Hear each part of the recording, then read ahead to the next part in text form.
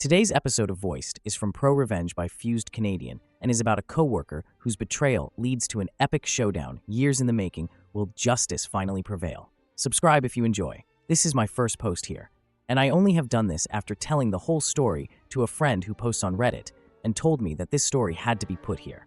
This is a long post. You've been warned. If revenge is best served cold, then my revenge was many years in the freezer, and this week was finally pulled out and had whipped cream and a cherry put on top before finally served. Background. So I worked for Company A for almost a decade that had a small team consisting of 10 people doing commissioned work for businesses in my city. The owner treated us like family, knowing that we worked long and hard days, sometimes up to 60 hours in a week. He paid us better than expected. Bonuses and perks he negotiated with businesses that commissioned our work, even gave the whole company a week off, paid when his son was getting married so we could attend it. We had our squabbles like any other family, and things weren't always bright and perfect. But this is to show how nice the owner treated his employees and did not take advantage of me. After working there for years, the manager position came open. Since by then I was one of the most senior workers with Company A, I thought I would apply, which a few others were interested in as well. I didn't get the position, mainly because, despite my experience at Company A, I didn't have a business administration degree. Someone who worked for the owner did, so he got it. Realizing the education I would have to get and the demand of this job, I thought long and hard and concluded that if I wanted to go anywhere in life, I would have to get that degree. Coming right out of high school to work for Company A was great, but if I wanted to do something more, I would have to go to university. I talked to the owner and gave my 2 weeks' notice. When I explained what I wanted to do and why, he understood that I was trying to make something of myself. This all becomes relevant later, I promise. Going to university, I found that I had tuition covered through government grants, but not things like food, rent, etc.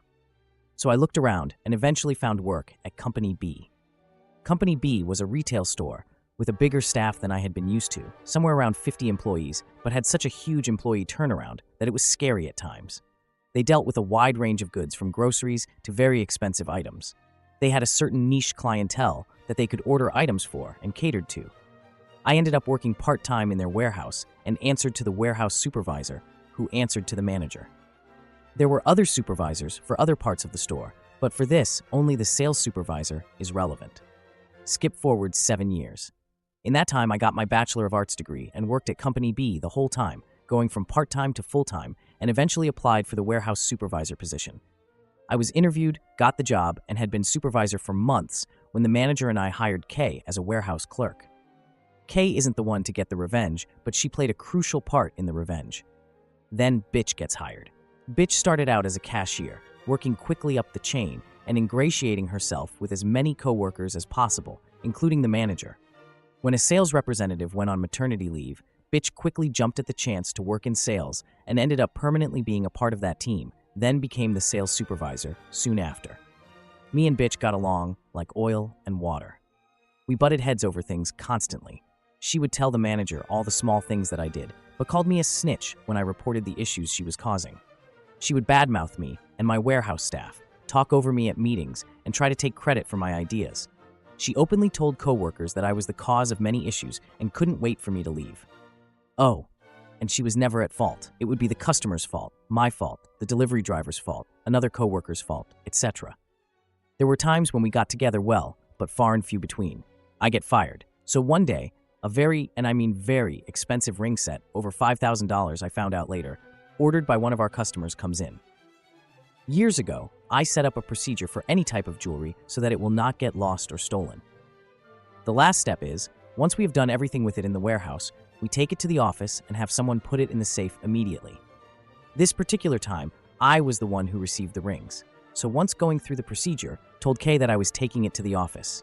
The only one available who had the combination to the safe was Bitch. I asked her if she could open the safe. She looked at me, looked at the jewelry box in my hand, then said, "Put it down here on my desk. I'll put it away once I'm done with this email." Keep in mind that me and the Bitch had had a serious spat over something earlier that day, and I generally didn't feel like being close to her if I could help it, so I never saw her put it in the safe myself. The next day, I get a call from the manager to come to the office. I head there to find manager, Bitch, and the human resources consultant they pull in when some real trouble hits the fan. Manager tells me that said ring set have disappeared. I tell them the procedure I followed, and last I saw them was with Bitch. Manager tells me that Bitch checked the box and that said box was empty. Manager then pulls the box out. Sure enough, the box the rings were in was indeed empty. I swear to manager that the rings were inside when I checked them before given to Bitch. At this point, it's my word against hers. By stroke of bad luck, the in-store video recorder had broken down days before the incident, so there was no way to verify what happened. We all know someone has to take the blame for this, and that's when Bitch strikes, saying that it was my fault since it was last seen in my hands. Manager asks if this is true, then I realize that, yes, I was indeed the last person to touch the thing, and I never actually saw Bitch pick up the box. Bitch gives me the look that screamed, "Gotcha." Manager and the HR consultant ask us both to leave. After what seemed like forever, I get called in.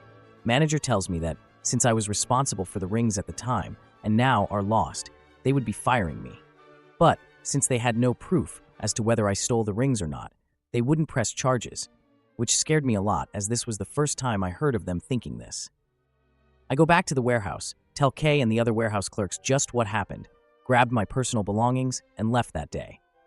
After a couple weeks of trying to get my head around what happened and weighing my options, I decide my first priority is to try to get some sort of job, and consider it lucky if I get a job flipping burgers with a bad reputation when they ask Company B. I call the owner of Company A to get a good reference from them and explain what happened and why I was calling, only to get the shock of a lifetime. The manager position was about to be open. The guy who I lost the position to was retiring soon due to complicated health reasons. Owner had kept tabs on me while at university and understood when I didn't immediately come back to him. But with a golden opportunity like this, he wanted me back and I wasn't going to say no. I dive into my new job I originally wanted with an owner I enjoyed working for. I thought then and there everything would be behind me, not knowing it would come back, not to bite me, but to pay dividends. The revenge, Kay's side. This I found out after her reckoning. After I was fired, Kay knew she had to do something about her. Kay knew that I wouldn't lose or steal something like the rings, but also knew that without proof, she would deny that she did it and have Kay in her crosshairs to attack next. So, after talking with her husband, she hatched a plan. She started hanging out with Bitch, telling her things like, "I'm so glad he's gone," or wish he had been fired much earlier.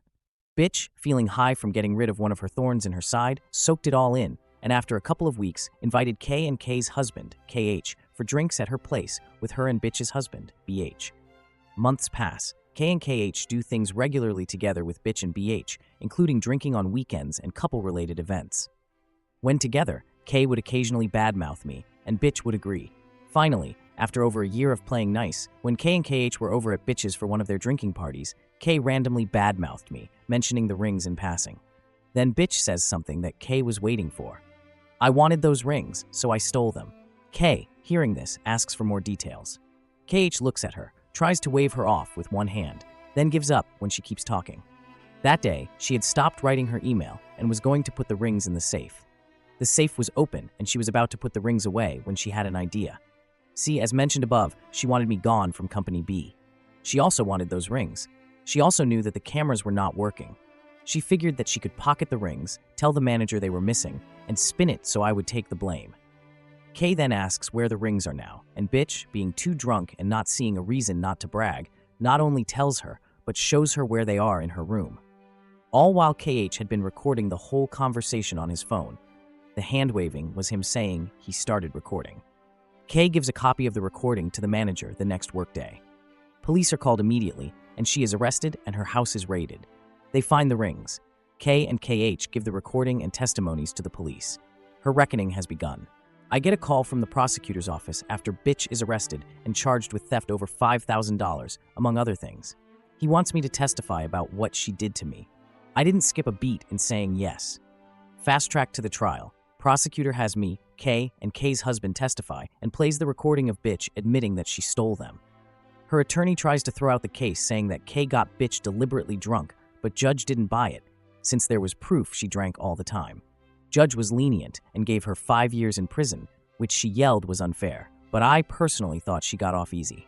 Meanwhile, as the trial was happening, I was talking with a lawyer to sue the coworker for setting me up like she did.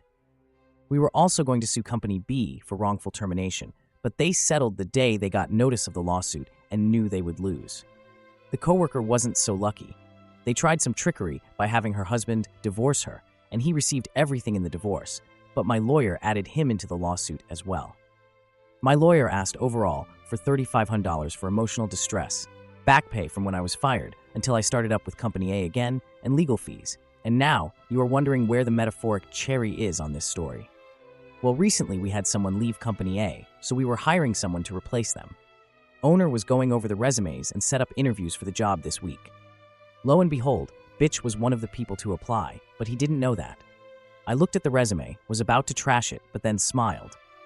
Owner set up the interview. She came in at her slotted time, looking to ingratiate herself. Then she saw me. I smiled an evil smile, and she went white.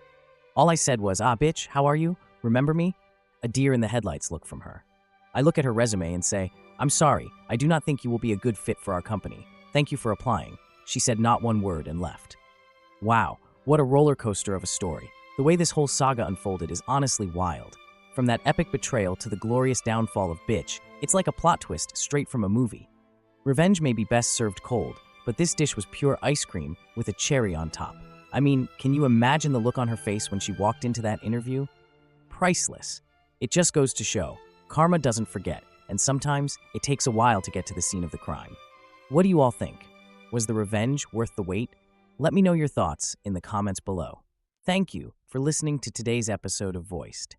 If you enjoy daily high-quality stories, please like and subscribe to show your support.